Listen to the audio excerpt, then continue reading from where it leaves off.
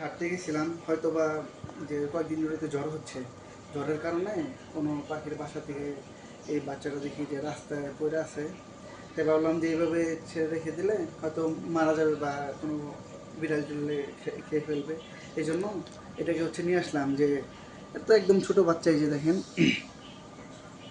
যাতে খাওয়াটা কয়েকদিন একটু বড় হলেই ছেড়ে দিতে পারি। আসলে আমি বুঝতেছি না যে এটা কি পাখির বাচ্চা, কিন্তু খুব ভালো লাগতেছে, সুন্দর। এখন তো নিয়ে আসছি, দেখি এখন তো একটু খাওয়াইতে হবে।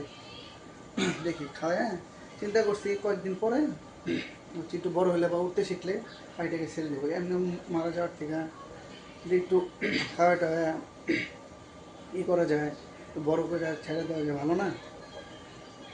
আর আপনারা যদি কেউ জানেন যে এই পাখি কিসের, মানে কোন পাখির বাচ্চা, একটু কমেন্ট করে জানাবেন। এই বাসায় কাট কর। এই ছোটো বাচ্চাটা খাওয়াই তো আমার কেমন ভয় লাগতেছে।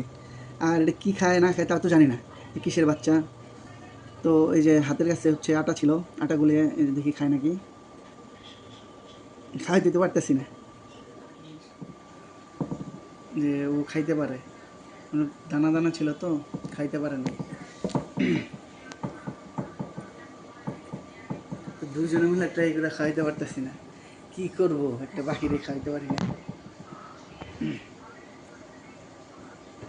কি করব?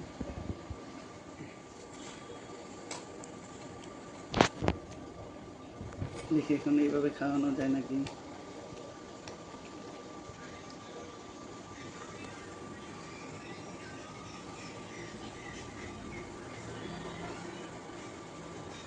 এইভাবে খাইতেছে, এই যে এখন খাইতেছে।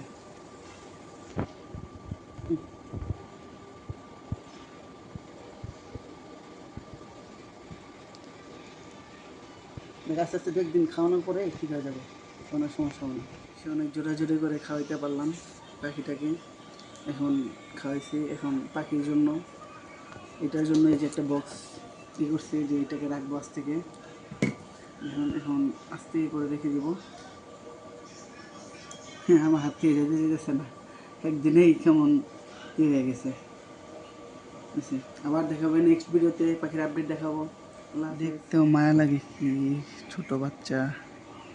এখন এটারে ডাই করে দিই যাতে ঠান্ডা না লাগে, ডাইকা দিই। বেশি চাপও দেওয়া যাবে না। এই যে এখন ঘুম পাড়ায় দিব, এই যে এটা সম্পূর্ণ লাগাবো না, হালকা ফাঁকা রাখবো।